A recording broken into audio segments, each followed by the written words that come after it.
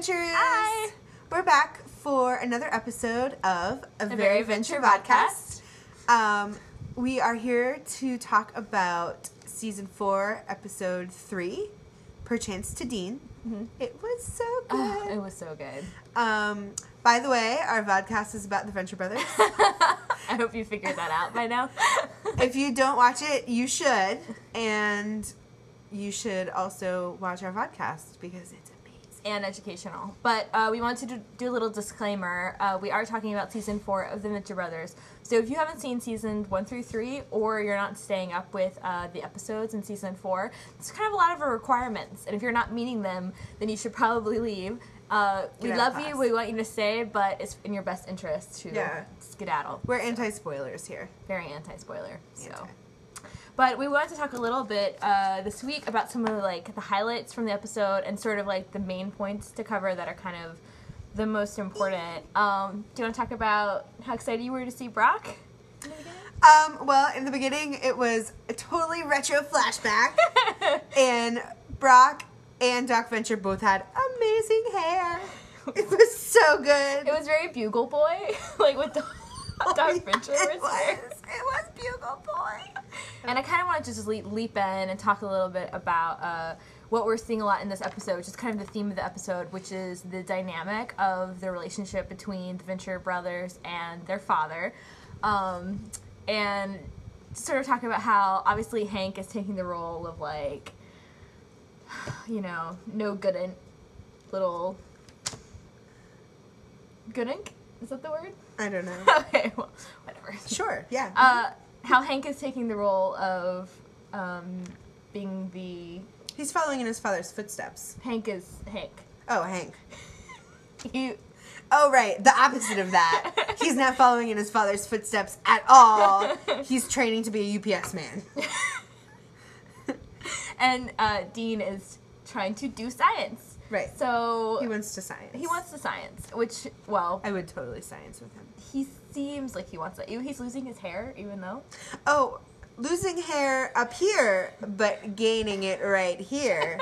Did you see that little stash going on? I did. Also, Hunch Dean also had a little stash going on. They both did. So let's talk about Hunch Dean. Well, I didn't even get to talk about the dynamic. Well, you took too long.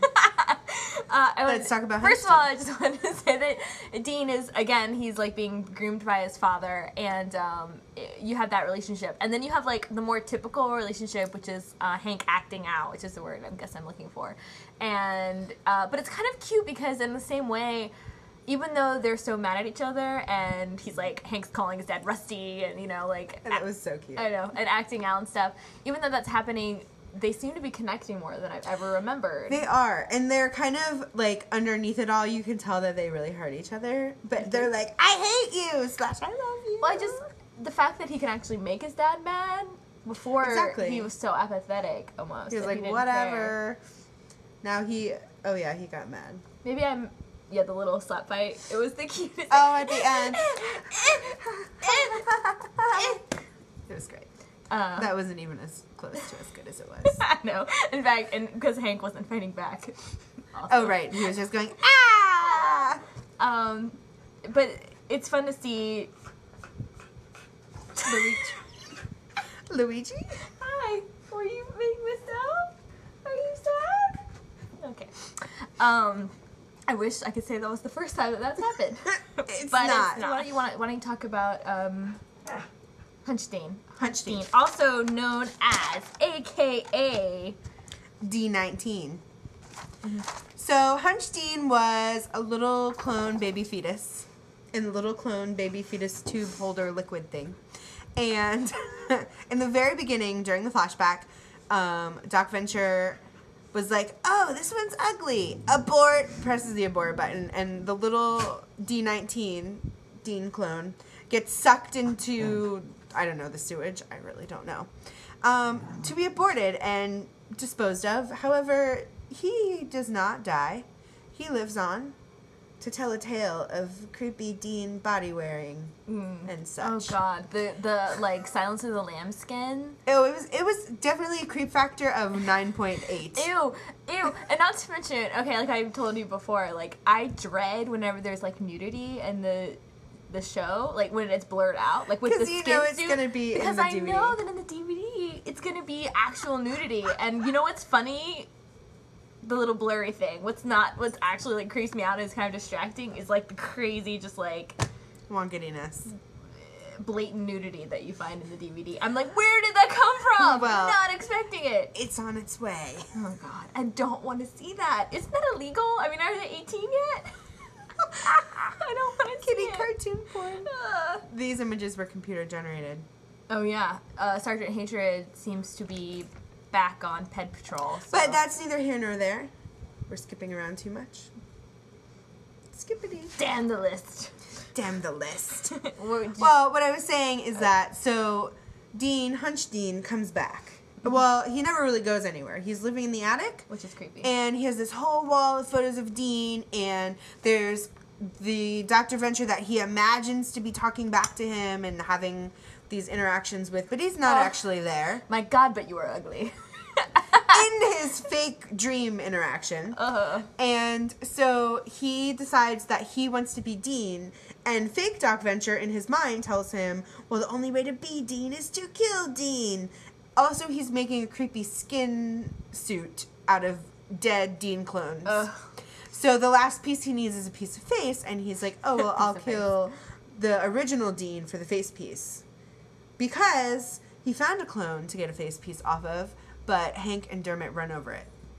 Hit it with a car.